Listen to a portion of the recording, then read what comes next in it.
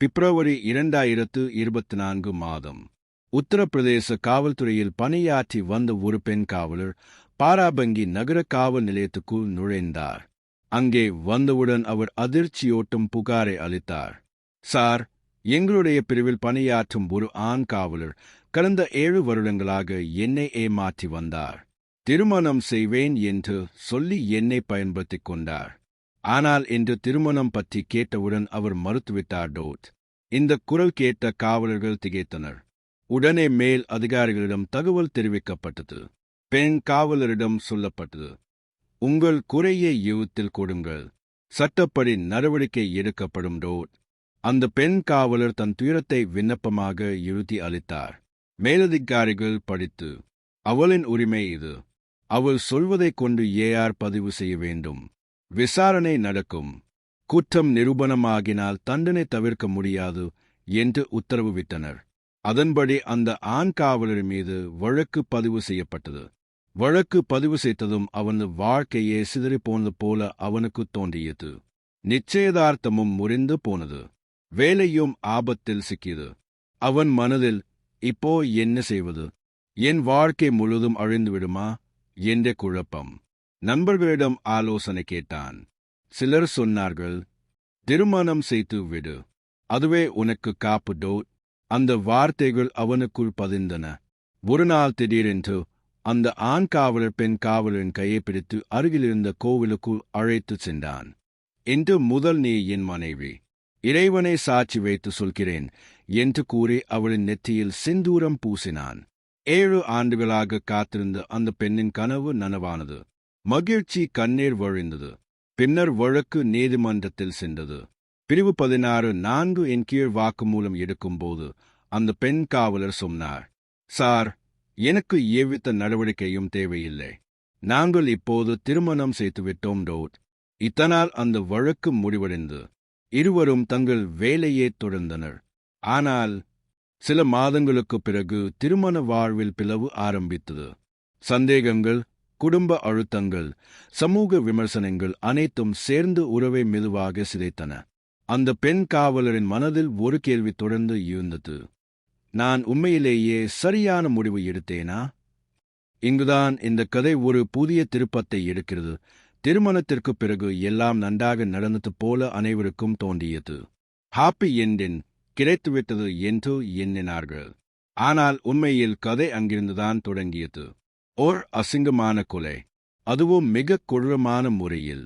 இந்த நிகழ்ச்சி வெளிச்சத்துக்கு வந்தபோது மக்கள் நம்ப முடியவில்லை. பாதுகாப்புக்காக இருந்தவர் எப்படி பயங்கரனாக மாறினார் என்ற கேள்வி அனைவரின் மனதிலும் எழுந்தது. அஸ்ஸலாமு அலைக்கும், நமஸ்கார், சத் ஸ்ரீ அகால். நான் உஸ்மான் செய். இன்று நான் உங்களுக்கு சொல்லப் போகும் உண்மை சம்பவம் உத்தரப்பிரதேசத்தின் பாராபங்கி மாவட்டத்தில் நடந்தது.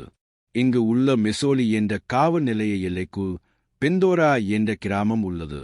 இந்த கிராமம் லக்னோ பராயிஸ் தேசிய நெடுஞ்சாலையின் அருகில் அமைந்துள்ளது. ஜூலை 2025 30 அதிகாலையில் கிராமத்து ஓர் விவசாயி தன் வயலுக்கு சென்றார். ஆனால் அவர் பார்த்த காட்சி வாழ்நாள் முழுவதும் மறக்க முடியாதது. வயலில் ஒரு சடலம். அந்த சடலத்தை சுற்றி காகங்கள் பறந்தன. ஒரு காகம் அந்த உடலின் கண்களை தின்று கொண்டிருந்தது. விவசாயி அருகே சென்று பார்த்தார். உடலின் முகத்தில் புழுக்கள் ஊர்ந்து கொண்டிருந்தன. அவர் அருகே சென்றபோது அதிர்ச்சியடைந்தார். சடலம் ஒரு பெண் காவலுடையது. அவர் அரை சீருடையில் மட்டுமே இருந்தார். கீழ்ப்புற ஆடைகள் அகற்றப்பட்டிருந்தன. அந்த பெண்ணின் முகம் முழுவதும் எரிந்திருந்தது. தீயில் சுற்றிக்கப்பட்டது போல தோன்றியது. ஒருவேளை யாரோ அவளை எரிக்க முயற்சித்திருக்க வேண்டும் என்பதை காட்டியது. விவசாயி உடனே போலீசுக்கு தகவல் கொடுத்தார். அருகிலிருந்த மிசோலி காவல் நிலையத்தின் எஸ்ஓ சுதேகுமார் தன் அணியுடன் சம்பவ இடத்துக்கு சென்றார். இது ஒரு பெண் காவலரின் மரணம் என்பதால் செய்தி உடனடியாக எஸ்.பி. அலுவலகத்துக்கு சென்றது. பின்னர் உயர் அதிகாரிகளுக்கும் தகவல் வழங்கப்பட்டது. விரைவில் A.G. அவர்களும் எஸ்.பி. அவர்களும் மிகுந்த போலீஸ் படையும் சம்பவ இடத்துக்கு சென்றனர். இங்கே இருந்து விசாரணை துவங்க தொடங்கியது. உண்மையில் இந்த கொலைக்கு பின்னால் யார், ஏன் இப்படி செய்தார்கள் என்ற கேள்விகளுடன் கதை இன்னும் கொடூரமான திருப்பத்தை எடுக்கத் தொடங்கியது. டோட், அந்த சடலம் உண்மையிலேயே காவல்துறையின் சீருடை அணிந்திருந்ததா, அல்லது யாரோ வேறு ஒருவருக்கு சீருடை போட்டு அங்கே போட்டு விட்டார்களா? இந்த சந்தேகத்துடன் போலீசார் விசாரணை நடத்தினர். அங்கேயே அந்த பெண்ணின் மொபைல் கிடைத்தது. மேலும் அவளின் மார்பில் இருந்த நேம் பிளேட்டில் தெளிவாக ஒரு பெயர் எழுதப்பட்டிருந்தது, விமலேஷ் பால். விமலேஷ் பால் யார் என்று விசாரித்தபோது 2017 ஆம் ஆண்டு பயிற்சி பெற்ற பெண் காவலர் என்பதும் தற்போது பாராபங்கி மாவட்டத்தில் உள்ள சுபேஹா காவல் நிலையத்தில் பணியாற்றி வந்தவர் என்பதும் தெரியவந்தது. அங்கே சுபேஹா காவல் நிலையத்துக்கு அழைத்து சென்று விசாரிக்கையில் ஜூலை 27, 2025 முதல் அவள் காணாமல் போனாள் என்ற தகவல் வெளிவந்தது. அந்த நாளில் அவளுக்கு பணி ஒதுக்கப்பட்டிருந்தது. ராம்நகர் காவல் நிலையம் பகுதிக்குள் உள்ள லோதேவர் மகாதேவ் கோயில். கோயிலின் கர்ப்பகிரகத்தில் காவல் பணியில் நிற்க வேண்டியது. ஜூலை 27 அன்று மதியம் 3 மணிக்கே அவள் அங்கு வர வேண்டும். ஆனால் அந்த நாளில் அவள் பணியிடத்துக்கே வரவில்லை. இதற்கு பிறகு ஜூலை 29 அன்று மசீதா திருவிழாவில் கூட அவளுக்கு பணி ஒதுக்கப்பட்டிருந்தது. அங்கேயும் அவள் சென்று சேரவில்லை. இதையெல்லாம் போலீசார் கவனிக்கவே இல்லை. தங்களது சொந்த பெண் காவலர் காணாமல் போன போதிலும் எந்த தேடலும் செய்யவில்லை. இதைவிட அதிர்ச்சி என்னவென்றால், அந்த பெண்ணின் குடும்பத்தாரும் கூட அவள் எங்கே இருக்கிறார் என்று கவலைப்படவில்லை. பின்னர் போலீசார் தான் அவளது குடும்பத்தாரிடம் தகவல் தெரிவித்தனர். இந்த செய்தி சென்றடைந்தது சுல்தான்பூர் மாவட்டம் ஜெய்சிங்பூர் காவல் நிலைய எல்லைக்குள் உள்ள பகவோட் கிராமம். அங்கே வசிக்கும் ஒரு பெண் அனாரா தேவி. அவருக்கு தகவல் சென்றது, உங்கள் வீட்டின் மகள் விமலேஷ் பால். விமலேஷ் பால், அந்த பெயர் உங்களுக்கு தெரிகிறதா என்று போலீசார் கேட்டபோது அங்கு இருந்த அனாரா தேவி கண்களில் கண்ணீர் வழிந்தபடி சொன்னார், ஆமாம், அவள் என் மகள். 4 மகள்களில் 3ஆவதானவள். 2 பெரிய மகள்களின் திருமணம் முடிந்துவிட்டது. இளையவள் என்னுடன் வீட்டில் தான் இருக்கிறாள். 3ஆவது அதுதான் விமலேஷ் பால் டோட். அவரது கணவர் ராம் பரத் பால் காவல்துறையில் இருந்தபோதே 2013 இல் மரணம் அடைந்தார். அந்த மரணத்திற்கு பிறகு மரண நியமனத்தில் விமலேஷ் பால் காவல்துறையில் பணியில் சேர்ந்தார். விமலேஷ் பால் வீட்டின் நம்பிக்கையான துவாய். குடும்பத்தின் அனைத்து பொறுப்பையும் தனது தோள்களில் சுமந்தவள். போலீசார் கேள்வி எழுப்பினர், உங்கள் மகளுக்கு எவருடனாவது சண்டை, பகை, மிரட்டல் ஏதேனும் இருந்ததா? அந்த கேள்விக்கு குடும்பம் ஒன்றுமே சொல்ல முடியவில்லை. கண்ணீர் வடித்து கொண்டிருந்தனர். ஆனால் அவர்கள் ஒரு விஷயத்தை வெளிப்படுத்தினர். 2017 இல் அவள் காவல்துறையில் சேர்ந்த பிறகு பாராபங்கி மாவட்டத்தில் பணியில் இருந்தாள். அங்கேயே அவளுக்கு பழக்கம் ஏற்பட்டது இந்திரேஷ் மோரியா என்ற ஒருவருடன். ஆரம்பத்தில் நட்பு, பின்னர் காதலாக மாறியது. விமலேஷ் பால் எங்களுக்கு நேராக சொன்னாள், நான் என் விருப்பப்படி திருமணம் செய்து கொள்கிறேன். குடும்பத்துக்கு கவலைப்பட வேண்டாம் டோட். நாங்கள் ஒப்புக்கொண்டோம். எந்த எதிர்ப்பும் வைக்கவில்லை டோட். விமலேஷ் தனது குடும்பத்தினருக்காக மட்டுமல்ல, தனது காதலுக்காகவும் வாழ்ந்தாள். ஆனால் அந்த காதல் சோகத்தில் முடியும் என்று யாரும் நினைக்கவில்லை. காலம் நகர்ந்தது. 2 பேரின் உறவு ஆழமானது. ஆனால் போலீஸ் துறையின் அழுத்தம், சமூகத்தின் பேச்சு, குடும்பத்தின் பொறுப்பு அனைத்தும் சேர்ந்து பிரச்சினைகள் எழத் தொடங்கின. குடும்பம் சொல்லியபடி விமலேஷ் பால் அனைத்தையும் தாங்கி நடந்தவள். ஆனால் உள்ளுக்குள் அவள் யாரிடமும் பகிராமல் பெரும் சுமையோடு இருந்தாள். அவளுக்கு எதிராக சதி நடந்திருக்குமோ? இதுதான் போலீசாரின் சந்தேகமாகவும் மாறியது டோட். விமலேஷ் பால் தான் குடும்பத்தின் முதன்மையான ஆதாரம். தாயையும் இளைய சகோதரியையும் படிக்கச் செய்வதும் வீட்டின் அனைத்து பொறுப்பையும் சுமந்ததும் அவள்தான். ஆனால் அவளின் மனதில் ஒரு ஆசை மட்டும். இந்திரேஷ் மோரியா தான் என் வாழ்க்கை துணை. ஆரம்பத்தில் நெருக்கமாக இருந்த இந்திரேஷ் பின்னர் அவளுக்கு உறுதிமொழிகள் அளித்தான். ஆனால் காலம் சென்று கொண்டே இருந்தது. விமலேஷ் அடிக்கடி திருமணத்தை வலியுறுத்தினாள். ஆனால் இந்திரேஷ் ஒருபோதும் தெளிவான பதில் அளிக்கவில்லை. இந்திரேஷ் பல காவல் நிலையங்களில் பணியாற்றினார். ராம்நகர், தேவா, பத்தேபூர், மசூலி, பதோசரா என்று இடமிருந்து இடம் மாறிக்கொண்டே இருந்தார். இதற்கிடையில் அதிர்ச்சி தகவல் வந்தது. இந்திரேஷின் திருமணம் வேறொரிடத்தில் நிச்சயிக்கப்பட்டுவிட்டது. இது கேட்டு விமலேஷ் திகைத்து போனாள். என்னுடன் நீ காதல் செய்தாய், என்னுடன் இரவுகளை கழித்தாய், ஆனால் திருமணம் வேறு ஒருத்தியுடன். இது எப்படி சாத்தியம் என்று கேள்வி கேட்டாள். இந்திரேஷிடம் திருமணத்தை வலியுறுத்தினாள். ஆனால் அவனது நிச்சயதார்த்தம் உறுதியாகிவிட்டது. கோபம் அடங்கவில்லை. விமலேர் நேராக நகர கோத்துவாலி காவல் நிலையத்துக்கு சென்று புகார் அளித்தாள். அதில் தெளிவாக எழுதப்பட்டிருந்தது, இந்திரே என்னை ஏமாற்றினார். எனக்கு திருமணம் செய்வதாகச் சொல்லி பலமுறை பாலியல் வன்கொடுமை செய்தார் டோட். அந்த புகாரின் அடிப்படையில் ஏஆர் பதிவு செய்யப்பட்டது. இப்போது இந்திரேஷின் நிலை சிக்கலில் சிக்கியது. வேலை இட்செல்ஃப் ஆபத்தில் விழுந்தது. சிலர் அவனுக்கு ஆலோசனை கொடுத்தனர். இந்த ஏஆரை நீ ரத்து செய்துவிடு, இல்லையெனில் உன் வேலை போய்விடும், வாழ்க்கையே கெட்டுப் போய்விடும் டோட். இதோடு இந்திரேஷ் ஒரு தந்திரம் தீட்டினான். ஒரு நாள் அவன் விமலேஷின் கையை பிடித்து அருகிலிருந்த கோவிலுக்குள் அழைத்துச் சென்றான். இறைவன் முன் நின்று, நான் உன்னுடன் திருமணம் செய்கிறேன். இறைவனை சாட்சியாக வைத்து உன்னை 7 ஜென்மங்களிலும் என் துணையாக ஏற்கிறேன் என்று கூறினான். அதுவே விமலேஷின் கண்களில் கண்ணீரை வரவைத்தது. 7 வருடங்களாக காத்திருந்த அவளது கனவு நனவானது. ஆனால் உண்மையில் இந்த திருமணம் அவளை காப்பாற்றுவதற்கு அல்ல, ஒரு சதி, ஒரு வலையில் சிக்க வைப்பதற்கான திட்டம் என்பதை அவள் அறியவில்லை டோட். என் கணவன் குதிரையில் ஏறி வந்து என்னை மணக்க வேண்டும். நான் மணமகளாக அலங்கரிக்க வேண்டும். குடும்பத்தினர் அனைவரும் கலந்து கொள்ள வேண்டும். அவள் தனது கனவை இந்திரேஷிடம் பகிர்ந்தாள். ஆனால் இந்திரே எப்போதும் பேச்சை கழித்து விடுவான். இப்போ முடியாது, பின்னர் பார்ப்போம் என்றவாறு ஒதுக்கிக் கொண்டே இருந்தான். இவ்வாறு காலம் நகர்ந்தது. இதற்கிடையில் ஒரு பெரிய மாற்றம் நடந்தது. விமலேஷின் போஸ்டின் பாராபங்கி காவல் நிலையத்திலிருந்து ஹர்டோயிக்கு மாற்றப்பட்டது. அந்த மாற்றம் நடந்தது அவள் மரணத்திற்கு 6-7 மாதங்களுக்கு முன்பாக. இந்த மாற்றத்துடன் அவள் அளித்த புகாரும் தானாகவே முடிவுக்கு வந்தது. ஏனெனில் நீதிமன்றத்தில் விமலேஷ் தானே வாக்குமூலம் அளித்தாள். நாங்கள் இருவரும் கோர்ட் திருமணம் செய்து கொண்டோம். இனி எங்களுக்கு சண்டை பிரச்சினை எதுவும் வேண்டாம். இதனால் வழக்கு மூடப்பட்டது. விமலேஷ் தன் பணியில் தொடர்ந்து இருந்தாள். இந்திரேஷ் தனக்கென வாழ்ந்தான். ஆனால் காவல்துறை அவனை தேடிக் கொண்டிருந்தது. இவன் எங்கே இருக்கிறான் என்ற கேள்வி எல்லோரிடமும் எழுந்தது. ஹர்டோயில் விசாரித்த போது உண்மை வெளிப்பட்டது. அவன் 5-6 நாட்கள் விடுமுறை எடுத்துக்கொண்டு வீட்டிற்கு சென்றிருந்தான். அதற்கு காரணம் அக்காலத்தில் நடைபெற்ற ARO தேர்வு. அந்த தேர்வை எழுதவே அவன் சொந்த ஊருக்கு சென்றிருந்தான். ஆனால் காவல்துறை அவனை வலைவீசி பிடிக்கத் தொடங்கியது.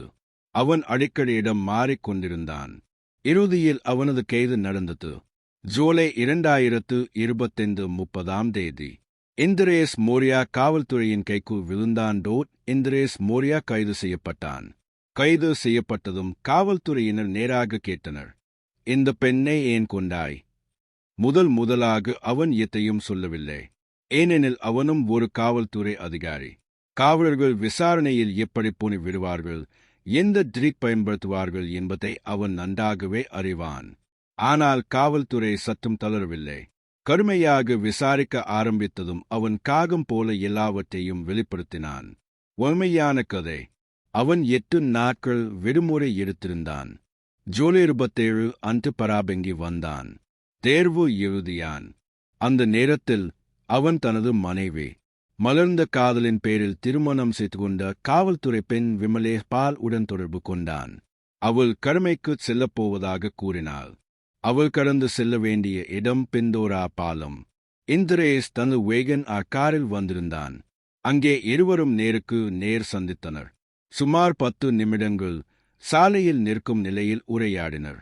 அந்த நேரத்தில் விமலேஷ், எனக்கு சற்றே லகுவான தேவைக்கு செல்ல வேண்டும் என்று கூறினாள். அதற்காக இருவரும் சாலையிலிருந்து சுமார் 400 மீட்டர் தூரம் வயலுக்குள் சென்றனர். விமலேஷ் தனியாக அங்கு சென்றாள்.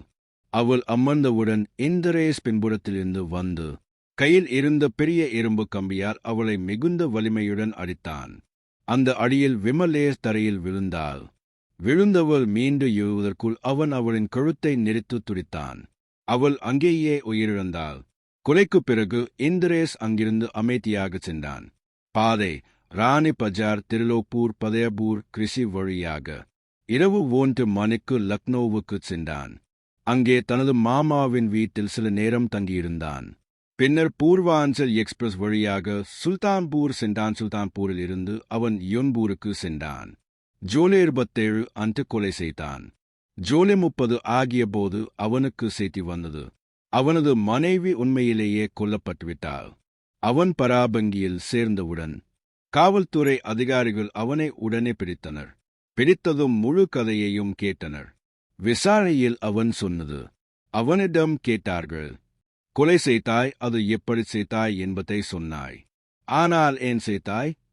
இந்திரேஷ் குமாரின் பதில், அவளை மனைவியாக ஏற்க விருப்பமில்லை. ஆனால் அவள் அடிக்கடி ஒரே கேள்வியைத்தான் கேட்பாள். நான் உன் மனைவி, என்னை மனைவியாக ஏற்று மரியாதையுடன் வாழ விடுடோட். ஒரு பெண் தன் மாமியார் வீட்டில் செல்லும் போது எப்படி சடங்கு முறையில் மரியாதையுடன் இருப்பாளோ அப்படியே அவள் வாழ விரும்பினாள். ஆனால் இந்திரேஷ் குமார் அதை ஒருபோதும் சகித்துக் கொள்ளவில்லை. அவன் திருமணம் செய்ததை உண்மையான அன்பால் அல்ல, ஐயார் அழிக்க வேண்டிய அழுத்தத்தின் காரணமாக. 2017 முதல் அவனுடன் இருந்தாலும் அவன் உண்மையிலேயே அவளை நேசிக்கவில்லை. அவன் அவளது உடலை மட்டுமே பயன்படுத்திக் கொண்டான். அவளது வாழ்க்கையோடு விளையாடிக் கொண்டான். காவல்துறையின் நடவடிக்கை. இறுதியில் காவல்துறை அவனை கைது செய்து சிறைக்கு அனுப்பியது. அவனை பணி நீக்கம் செய்யும் ஆவணங்கள் அரசிடம் அனுப்பப்பட்டன. மேலும் இந்த வழக்கை ஆஸ்திராக் நீதிமன்றத்தில் நடத்த தீர்மானிக்கப்பட்டது. அவனுக்கு மிக குறைந்த காலத்திலேயே மிக கடுமையான தண்டனை வழங்கப்பட வேண்டும் என்பதற்காக. குடும்பத்தின் நிலை. விமலேஷ் பால் தான் குடும்பத்தின் ஒரே ஆதாரம். அவள் தான் வயதான தாய்க்கும் இளைய சகோதரிக்கும் வாழ்வாதாரம். இப்போது அவள் இல்லை. அந்த வீட்டில் வருமானமே இல்லை. எப்படி அந்த மூத்த தாய் அந்த இளைய மகள் வாழ்வார்கள் என்று நாம் சுலபமாக கற்பனை செய்யலாம். சமூகத்திற்கு ஒரு எச்சரிக்கை. இந்த கதையை சொல்லும் நோக்கம் யாரையும் காயப்படுத்துவதற்காக அல்ல, மாறாக அனைவரும் விழிப்புணர்வு பெற வேண்டும் என்பதற்காக. பல பெண்கள் காவல்துறையில் அல்லது வேறு துறைகளில் பணிபுரிகின்றனர். ஆனால் சில இடங்களில் ஆண்காகங்கள் போல சுற்றி வளைத்து அவர்களின் வாழ்க்கையை கெடுக்கும் நிலையும் உள்ளது. 2024 பிப்ரவரி மாதம் உத்தரப்பிரதேச காவல்துறையில் பணியாற்றும் ஒரு பெண் காவலர் பராபங்கி நகர காவல் நிலையத்துக்குள் நுழைந்தாள். அவள் அளித்த புகார் அதிர்ச்சியளித்தது. ஒரு காவலர் பல வருடங்களாக என்னை பலவந்தமாக பயன்படுத்திக் கொண்டு இருக்கிறார். திருமணம் செய்வதாக சொன்னார். ஆனால் இன்று என்னை துறந்து விட்டார். அந்த குற்றச்சாட்டு மிகப்பெரியது. மேலதிகாரிகள் உடனடியாக ஏஆர் பதிவு செய்ய உத்தரவிட்டனர். வழக்கு பதிவு செய்யப்பட்டதும் குற்றம் சாட்டப்பட்ட காவலர் இந்திரேஷ் மோரியா பயந்துவிட்டான். அவனது திருமண நிச்சயதார்த்தமும் உடைந்தது. அவனது பணியிலும் ஆபத்து ஏற்பட்டது. அவன் சிக்கலில் சிக்கினான. போலியான திருமணம். சில நண்பர்கள் அவனை ஒரு வழி உள்ளது என்று கூறினர். அவன் நேரடியாக அந்த பெண் காவலரின் கையை பிடித்து ஒரு கோவிலுக்குள் அழைத்துச் சென்றான். அங்கு கடவுளை சாட்சியாக வைத்து, இனி நீ என் மனைவி என்று சிந்துரம் பூசினான். 7 வருடங்களாக காத்திருந்த கனவு விமலேஷ் பாலை நம்ப வைத்தது. அவள் மகிழ்ச்சியில் கண்ணீர் விட்டாள். பின்னர் நீதிமன்றத்தில் 164 வாக்குமூலம் அளிக்கும் போது, இனி எங்களுக்கு சண்டை இல்லை, நாங்கள் திருமணம் செய்து கொண்டோம் என்று கூறினாள். வழக்கு தற்காலிகமாக மூடப்பட்டது. அதிர்ச்சி திருப்பம். அனைவரும் இது ஹேப்பி எண்டின் என்று நினைத்தபோது ஜூலை 2025 30 காலை பராபங்கி மாவட்டத்தின் மிசோலி காவல் நிலைய எல்லைக்குள் உள்ள பிந்தோரா கிராமத்தில் ஒரு பயங்கரமான சம்பவம் வெளிச்சத்துக்கு வந்தது. ஒரு விவசாயி தனது வயலில் சென்றபோது ஒரு பெண் காவலரின் சடலம் கிடந்தது. காகங்கள் அவளது கண்களை தின்று கொண்டிருந்தன. உடல் அறை எரிந்த நிலையில் இருந்தது. அவளது பெயர் பிளேட்டில் விமலேஷ் பால் என்று எழுதப்பட்டிருந்தது. விசாரணையில் தெரியவந்தது, அவள் 2017 ஆண்டு ஆட்சேர்ப்பு செய்யப்பட்டவள். ஜூலை 27 முதல் காணாமல் போயிருந்தார். அவளது குடும்பம் கூட எதுவும் அறியவில்லை. குடும்பத்தின் பின்னணி. விமலேஷின் தந்தை ராம் பரத்பால் 2013 மெய்னஸில் காவல்துறையில் இருந்தபோதே இறந்துவிட்டார். அதன் காரணமாக மரணப்பெற்றோரின் கோதா மூலம் விமலேஷ் காவல்துறையில் சேர்ந்தார். அவள் குடும்பத்தின் முழு பொறுப்பையும் சுமந்தாள். மூத்த 2 சகோதரிகள் திருமணமாகிவிட்டனர். இளைய சகோதரி தாய் அனாரா தேவியுடன் வாழ்ந்தாள். எல்லாம் விமலேஷின் வருமானத்தில்தான் இருந்தது. காதல் துரோகம். 2017 மெய்னஸில் பணியில் சேர்ந்தபோது அவள் சக காவலர் இந்திரேஸ் மோரியாவுடன் நட்புறவு ஏற்படுத்திக் கொண்டாள். அது விரைவில் காதலாக மாறியது. விமலேஷ், நான் என் விருப்பப்படி இந்திரேசையே திருமணம் செய்கிறேன் என்று வீட்டாரிடம் தெரிவித்தாள். குடும்பத்திற்கும் பிரச்சனை இல்லை. ஆனால் வருடங்கள் கடந்தும் இந்திரேஸ் திருமணத்தில் உறுதியாக இருக்கவில்லை. அதற்கிடையில் அவன் மற்றொரு இடத்தில் நிச்சயதார்த்தம் செய்து கொண்டான். இதை அறிந்த விமலேஷ், நீ என்னை பயன்படுத்தினாய், ஆனால் மனம் செய்வது வேறொருவருடன் என்று கேள்வி எழுப்பினாள். பின்னர் நேரடியாக ஏஆர் பதிவு செய்து அவனை சிக்க வைத்தாள். அவள் அங்கேயே உயிரிழந்தாள். பின்னர் அவன் சடலத்தை எரிக்க முயற்சித்தான். கைது ஒப்புதல். அவன் தப்பிக்க பல இடங்களில் சுற்றினான். ஆனால் ஏழை 30 மெய்னஸில் காவல்துறையினர் அவனை பிடித்தனர். விசாரணையில் அவன் சொன்னான், அவள் என்னை மனைவியாக ஏற்றுக்கொள்ளச் சொன்னாள். ஆனால் நான் அதை விரும்பவில்லை. நான் திருமணம் செய்ததை ஏஆர் அழைக்க மட்டுமே. குடும்பத்தின் துயரம். விமலேஷ் பால் இல்லாமல் குடும்பம் சிதறிப்போனது. அவளே வருமானம்.